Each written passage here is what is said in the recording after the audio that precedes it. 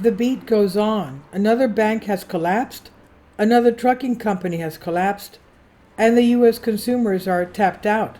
Michael Snyder reports. Should we be surprised that we're witnessing so many failures all around us? After all, the mainstream media claims that the U.S. economy is doing just great.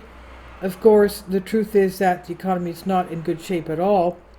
Those in positions of power have been desperately trying to prop up the system, but it continues to steadily fall apart.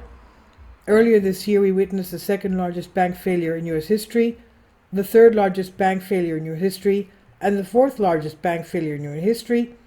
The Federal Reserve implemented extreme measures in the attempt to keep more banks from failing, but now another one has failed. On Friday, Heartland Tri-State Bank collapsed and the FDIC took control and arranged a sale. Heartland Tri-State Bank, Elkhart, Kansas, failed on Friday, with the Federal Deposit Insurance Corporation taking control. The FDIC agreed to assume all the deposits of Heartland Tri-State Bank to protect customers, entering a purchase and assumption agreement with Dream First Bank of Syracuse, Kansas. That means the 4 branches of Heartland Tri-State Bank will reopen as branches of Dream First Bank on Monday. This is the pattern that has emerged. When a bank fails, the government is going to arrange for it to be absorbed by a bigger bank if possible. Over time, this will lead to an unprecedented wave of consolidation in the banking industry. The trucking industry has also fallen on very hard times. Already this year, we've seen a number of trucking companies' failures, including Flagship Transport in Florida and FreightWorks Transport in North Carolina. Now Yellow Corps has gone belly up, and every single one of their 30,000 workers will be searching for new jobs.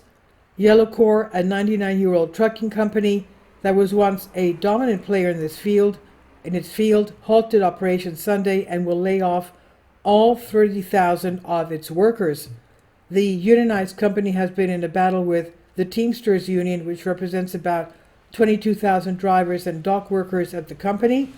Just a week ago, the union canceled a threatened strike that had been prompted by the company failing to contribute to its pension and health insurance plans.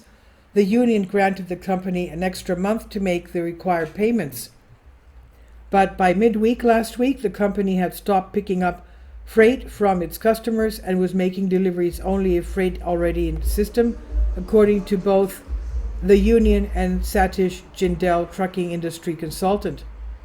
This is a sad day for a lot of Americans, because many of us fondly remember seeing their trucks going down the highway. And it turns out that this is also a sad day for taxpayers, because Yellow owed the federal government a tremendous amount of money. As of late March, Yellow had an outstanding debt of about $1.5 billion, and of that, $729.2 million was owed to the federal government. In 2020, under the Trump administration, the Treasury Department granted the company a $700 million pandemic-era loan on national security grounds. Last month, a congressional probe concluded that the Treasury and Defense Departments made missteps in this decision and noted that Yellow's precarious financial position at the time of the loan and continued struggles exposed taxpayers to a significant risk of loss. Bailouts can delay the inevitable, but ultimately whatever good they do is just temporary. Manufacturing is another industry that is feeling a tremendous amount of stress right now. When Joe Biden first entered the White House, the manufacturing industry was still experiencing a stimulus-related boom, but the ISM Purchasing Managers Index has been falling precipitously over the past couple of years. The truth is, U.S. manufacturing has been in dramatic decline since Biden took office. The PMI index, ISM Purchasing Managers Index, has been in free fall since March of 2021, dropping to levels not seen since the COVID lockdown of 2020.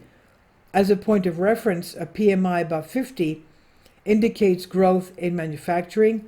A PMI below 50 indicates contraction. Under Biden, the PMI has dropped from a high of 64 down to the current low of 46. If we set aside the COVID lockdowns, That's the lowest level for the PMI since 2008 credit crash. All of these industries could have hope if U.S. consumers were in good financial shape, but that is not the case at all. In June, 61% of U.S. adults were living paycheck to paycheck, and those on the lower end of the income scale were particularly struggling. Roughly 3/4 of the consumers earned less than $50,000 annually, and 65% of those earning between $50,000 and $100,000 were living paycheck to paycheck in June, based on Lending Club's numbers. If you're making $50,000 or less per year in America today, it's not easy to pay the bills. This is something that I've covered in my previous articles. In a desperate attempt to make ends meet, Americans are increasingly turning to credit cards, and in many cases that means paying more than 20% interest on balances from month to month. Still, more than half of all U.S. consumers struggle to afford their day-to-day lifestyle, which is forcing some to rely more on credit cards to dip into savings, making them financially vulnerable. Budgets are still very stretched out, and for a lot of households, credit cards are filling the gap, said Greg McBride, Bankrate's chief financial analyst. People are not financing purchases at 20% because they have other options, he said. They're doing that because it's their only option. If you can possibly avoid it, don't get caught in that trap. Because once you get deep into credit card debt, you can be stuck there for years. And that is exactly what the credit card companies want. Unfortunately, things will soon get even rougher for U.S. consumers because much harder economic times are dead ahead. Our leaders have flooded the system with trillions upon trillions of dollars in recent years, and they were able to delay the inevitable for a while. But now the cracks in our economic foundation have become undeniable, and it's just a matter of time until the entire edifice comes crashing down all around us. This is by Michael Snyder. He says about the author, "My name is Michael, and my brand new book entitled End Times is now available on Amazon. In addition to my new book, I've written 6 other books that are available on Amazon, including 7-Year Apocalypse, Lost Prophecies of the Future of America, The Beginning of the End, and Living a Life That Really Matters, Commissions Earned. When you purchase any of these books, you help to support the work that I'm doing, and one way that you can really help is by sending copies as gifts to family and friends. Time is short, and I need help getting these warnings into the hands of many people as possible. I've also started a brand new Substack newsletter, and I encourage you to subscribe so that you won't miss any of my articles. I have published thousands of articles on the Economic Collapse blog, End of the American Dream, and the Most Important News. And the articles that I publish on those sites are republished on dozens of other prominent websites all over the globe. I always freely and happily allow others to republish my articles on their own websites, but I ask that they include this about the author section with each article. The material contained in this article is for general information purposes only, and readers should consult licensed professionals before making any legal, business, financial, or health decisions. I encourage you to follow me on social media, Facebook and Twitter, and any way that you can share these articles with others is definitely a great help.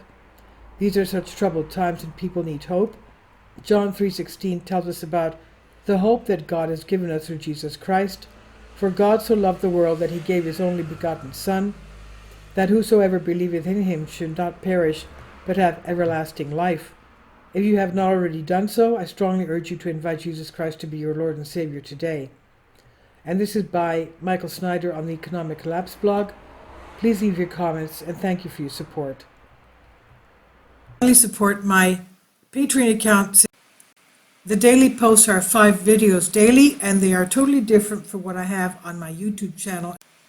Thank you so much for your support and that you find all my content so interesting. You'll find the Patreon account details in the description box below.